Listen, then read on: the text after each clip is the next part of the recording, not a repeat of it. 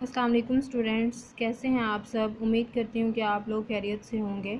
आज Mutalib Pakistan 9th class जो है उसका हमारे पास 8 लेक्चर है। लेक्चर नंबर 8 में हमने जो है वो डिस्कस करना है जो हमारा रिमेनिंग टॉपिक रह गया था शिमला कॉन्फ्रेंस का इनेकाद, उसका हमने हाफ़ रीड किया था। हाफ़ जो है वो हमारा हमने आज रीड करना है।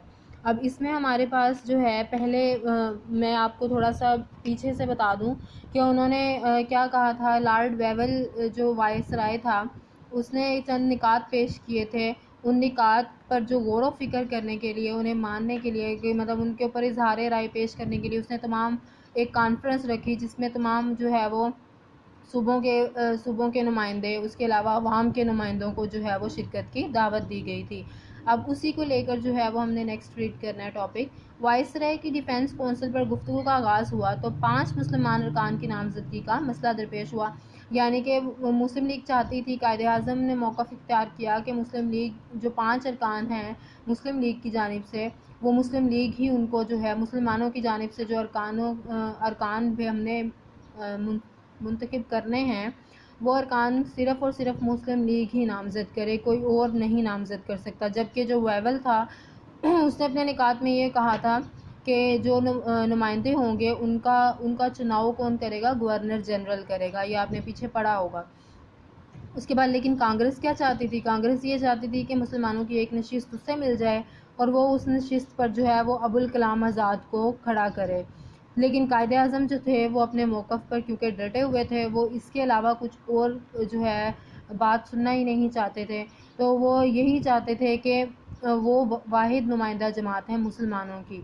तो इसीलिए फिर जो वेवल था वो भी बड़ा शातिर था। उसने क्या किया, उसने कायदे आज़म को मनाने के लिए उसने कहा कि चलें ठीक है, अगर आप एक सीट पर जो है अबुल कलाम आज़ाद को नहीं खड़ा करना चाहते तो हम वज़ीर आला यूनियनिस्ट पार्टी के जो सरबराह हैं मलिक खिज़र हयात, उनको नामज़द कर देते हैं। लेकिन कायदे आज़म ने जो है वो ये भी नहीं माना। वो चाहते थे, कायदे आज़म चाहते थे कि हुकूमत और कांग्रेस सिर्फ मुस्लिम लीग को मुसलमानों की नुमाइंदगी करने का हकदार मान लें।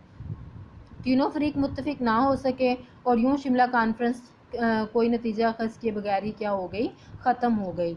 आगे क्या है ये ख़त्म जब कॉन्फ्रेंस ख़त्म हो गई तो उसके बाद कायदे आज़म ने अपना इजहार राय पेश किया उस कॉन्फ्रेंस के ऊपर। तो उन्होंने क्या कहा कि ये जो कॉन्फ्रेंस थी शिमला कॉन्फ्रेंस के अंदर वेवल प्लान था वो सरासर जो है वो वायसराय और गांधी का फैलाया हुआ ही जाल था। वो चाहते थे कि कायदे आज़म जो है वो अपने मंसूबे से हट जाएं। अगर वो ये मंसूबा कबूल कर लेते तो पाकिस्तान कभी भी इन्हें ना मिल सकता।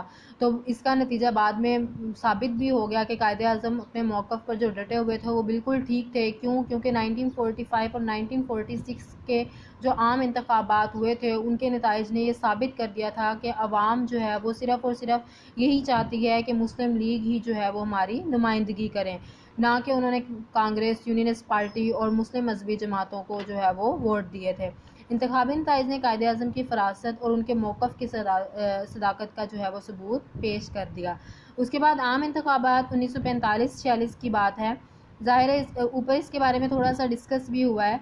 तो जब शिमला कॉन्फ्रेंस भी मुस्तरद होगी, क्रिप्स मिशन के बाद शिमला कॉन्फ्रेंस भी मुस्तरद होगी, तो फिर जो है वो हुकूमत ने ये सोचा कि हम अब अवाम से ही ये पता करें कि अवाम में जो है वो उन नुमाइंदों की क्या हैसियत है और बरसगी के मुस्तकबिल के बारे में किस जमात के मौक़िफ़ से अवाम में हमांगी पाई जाती है। इस सूरत हाल में बरतानवी हुकूमत ने अवामी रुझानात का पता चलाने के लिए आम इंतखाबात जो है वो उनका इनेकाद का ऐलान कर दिया दिसंबर 1945 में। इस जो है वो मरकज़ी असम्बली में, जबकि जनवरी 1946 में सूबाई असम्बलियों के इंतखाबात करवाने का फ़ैसला हुआ। हिंदुस्तान की तमाम जमातों ने, मुस्लिम लीग, यूनियनिस्ट पार्टी, कांग्रेस, तमाम जमातों ने इसमें जो है वो पूरे जोश व खरोश से जो है वो इसमें हिस्सा लेने का ऐलान कर दिया। यहाँ तक आपका लेक्चर 8 है।